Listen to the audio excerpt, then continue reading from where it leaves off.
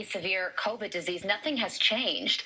And yet they are going to re-implement this mask mandate. What are your thoughts on that?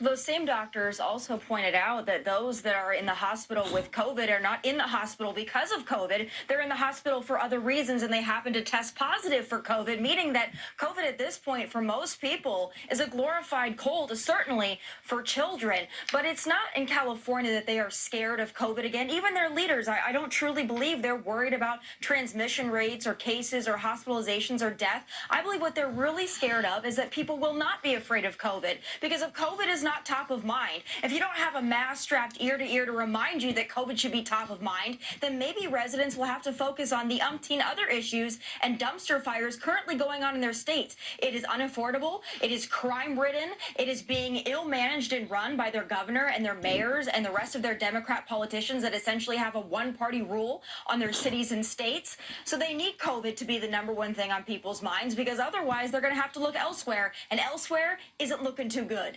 And speaking of one-track mind COVID, Dr. Anthony Fauci says he will retire as NIAID director at the end of President Biden's term. I was going to ask you what you're going to get him as a retirement gift, but I instead will ask a serious question. If Republicans take the House, do you think he will even be able to last that long with all the investigations that Republicans are threatening? I think so long as you've got a President Biden in office, Dr. Fauci is going to be shielded. But I think that his retirement conveniently at the end of Biden's term is very telling. He also knows that we're going to have a Republican in office in 2024. I don't think this is a matter of his age or a fact that he doesn't want to be in the limelight anymore or making that wonderful salary that he makes, highest paid government official. I think he loves all of those things. I think he just realizes, like the rest of us, the writing is on the wall. A Republican is coming into office in 2024. You will be investigated and you will be fired and then investigated. So he's getting out while he can. And my retirement gift to him would be, don't let the door hit you on the way out. Yeah. That's your gift, and I'm sure that Rand Paul's going to throw him a retirement party as well.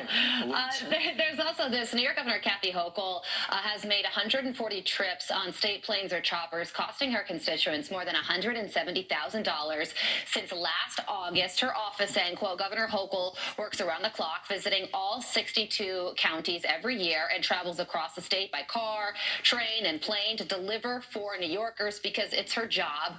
We strictly follow applicable guidance, and all aircraft use is approved by council. So she's facing backlash because gas prices are so high, and here she is using the jet while people are struggling to pay for their own gas.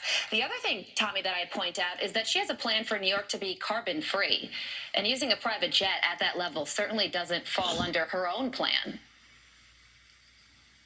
Well, this is a typical Democrat elitist that believes that their work and what they need to do and their convenience is above everybody else and even the people that they serve, the people that are funding her lifestyle. And she said this is for official business. And while that might be the case for some of her trips, I'm not sure how going to the Buffalo Bills season opener, I'm not sure how that really qualifies as official business. But these Democrat elitists will pass off anything because they believe that what they're doing is most important. But I would say instead of maybe crisscrossing the state by plane, maybe she should travel in it by car, maybe by electric car, and see the plight of constituents that are dealing with the unaffordable gas prices and everything unaffordable because of Democrat policies. And maybe that would be a good use of her time and her official business. When she's traveling, she should check out Tomi Lahren is Fearless, airing live on Mondays, Wednesdays, and Thursdays.